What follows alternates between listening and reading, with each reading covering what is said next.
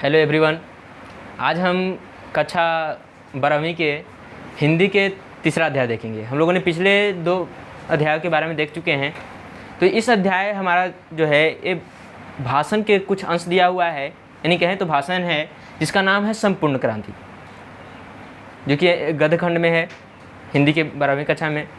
तो इसकी अगर बात करते हैं संपूर्ण क्रांति की, तो सबसे पहले इसके लेखक परिचय के बारे में बात करेंगे कि इसके लेखक कौन हैं। उसके साथ साथ उनके बारे में परिचय के बारे में देखेंगे।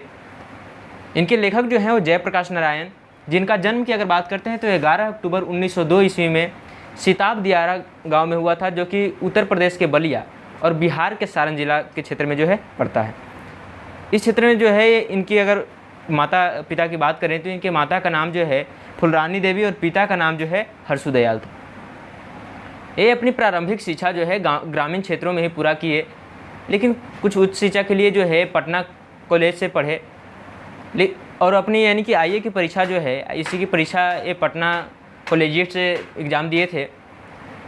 लेकिन असहयोग आंदोलन जब शुरू हुआ, गांधी के द्वारा जब शुरू किया गया असहयोग आंदोलन, तो उस आंदोलन में जो है अपनी सहयोग करने के लिए आंदोलन में अपनी पढ़ाई को जो है अधूरा छोड़ देते हैं और असहयोग आंदोलन में सम्मिलित हो जाते हैं। इस प्रकार से जो है वो जब आंदोलन गांधी जी के द्वारा चौरा चौरी कांड के पश्चात बंद कराया जाता है, तो ये आंदोलन जैसे ही बंद होता है तो इन्होंने सुना हुआ था कि अमेरिका में जाकर वहाँ पे काम करके जो है पढ़ लेना कोई यानी कि असंभव बात नहीं है, कोई मुश्किल बात नहीं है। इस बात को ये लेकर चले और उसी समय जो है इनका घर का आर्थिक स्थिति कुछ अच्छा नहीं था, फिर भी ये किसी तरह से अमेरिका गए और वहाँ पे जो है अपना उच्च शिक्षा जो है वो पूरा किए। लेकिन अपने यानी कि पीएचडी कर रहे थे, जैसे कैलिफोर्निया विश्वविद्यालय, बर्लिन इत्यादि जो है विश्वविद्यालयों में इन्होंने शिक्षा ग्रहण किया। लेकिन पीएचडी के दौरान इनकी माँ की जो है तबीयत ख़राब हो जाने के कारण ज़्यादा तबीयत ख़राब हो गया था, तो जिसके कारण इनको वापस जो है अपने घर आना पड़ा, जिसके कारण पीएचडी जो है पूरा नहीं कर पाए। इस प्रकार से अगर बात करें तो इन्होंने समाज सेवा के लिए बहुत तरह के आंदोलन चलाए, जैसे कि 1929 ईस्वी में भारत लौटे थे और उसके पश्चात की अगर बात करें तो 1929 के बाद 1930 ईस्वी के जब सविनय अवज्ञा आंदोलन चल रहा था, तो उस आंदोलन में इन्होंने प्रत्यक्ष रूप से हिस्सा लिया और आंदोलन में जो है अपना भागीदारी दी, जिसके कारण असहयोग आंदोलन के दौरान जो है ये जेल भी गए। उसके पश्चात जैसे कि भारत छोड़ो आंदोलन हुआ तो उसमें भी जो है इनका एक महत्वपूर्ण योगदान रहा और भारत छोड़ो आंदोलन के दौरान भी जो है ये जेल भी गए थे।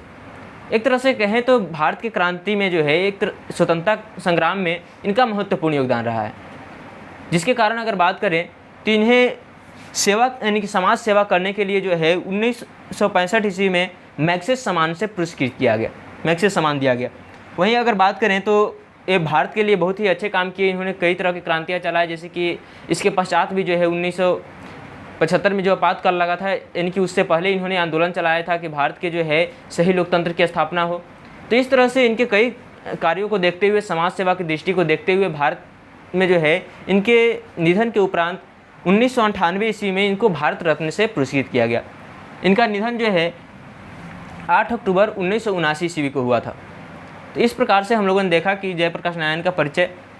अब अगले पार्ट में जो है संपूर्ण क्रांति भाषण के अंश, जो कि एक भाषण का अंश दिया हुआ है, इसके बारे में इनके द्वारा गांधी मैदान में, पटना के गांधी मैदान में 5 जून 1974 ईस्वी को भाषण दिया गया था।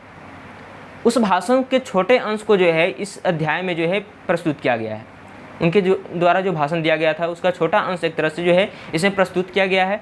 तो इस भाषण के बारे में अगले पार्ट में देखेंगे। थैंक्स।